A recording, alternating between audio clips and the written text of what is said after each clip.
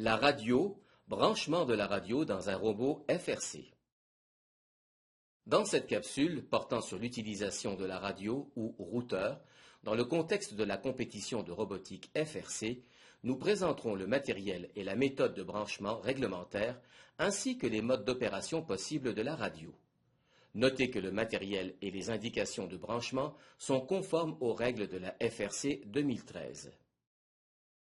Voici la radio ou routeur permis dans les règlements de compétition FRC pour relier le robot et la station de pilotage avec ou sans fil.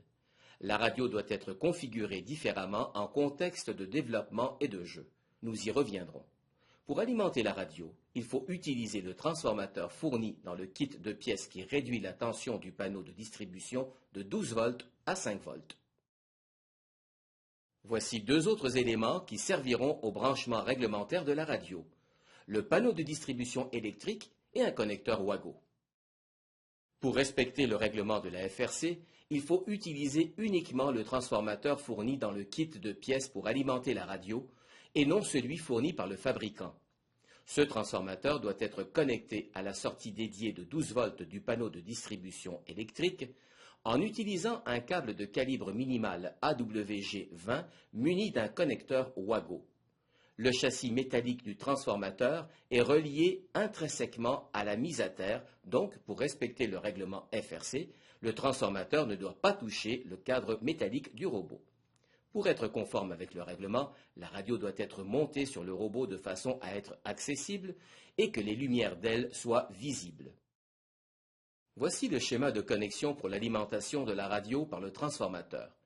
Tel que mentionné précédemment, le transformateur doit être branché à la sortie dédiée de 12 volts du panneau de distribution.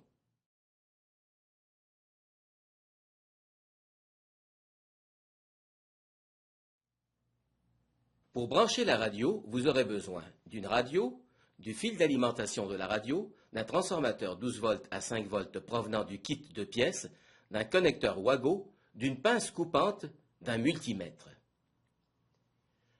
Voici comment effectuer le branchement. D'abord, coupez le câble d'alimentation fourni avec la radio et conservez seulement la fiche de connexion. Localisez les fils de sortie du transformateur 12 volts à 5 volts. Le fil noir de la fiche doit être soudé au fil noir provenant du transformateur du kit de pièces. Le fil noir avec une bande blanche de la fiche doit être soudé au fil jaune du transformateur. Notez qu'à l'arrière du transformateur, une légende vous indique quels fils correspondent à l'entrée input et à la sortie output, ainsi qu'à leur polarité. Ensuite, vous branchez les fils d'entrée rouge et noir input du transformateur à la sortie dédiée de 12 volts du panneau de distribution électrique. Vérifions maintenant la polarité de la connexion afin de ne pas endommager l'appareil. Pour cela, il ne faut pas brancher le connecteur d'alimentation à la radio. Avec le multimètre, mesurez la tension entre les pôles de la fiche d'alimentation de la radio. L'intérieur du connecteur doit être la borne positive et l'extérieur la borne négative. Vous pouvez finalement connecter la radio et vérifier son fonctionnement. Une lumière bleue doit s'allumer sur le devant de la radio pour confirmer son bon fonctionnement. La radio est capable d'opérer sous deux modes.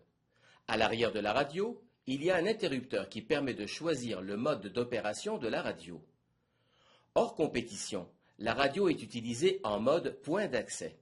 Durant la compétition, la radio est utilisée en mode pont sans fil.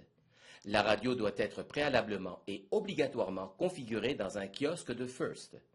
Assurez-vous donc de pouvoir facilement retirer la radio du robot pour la présenter aux inspecteurs.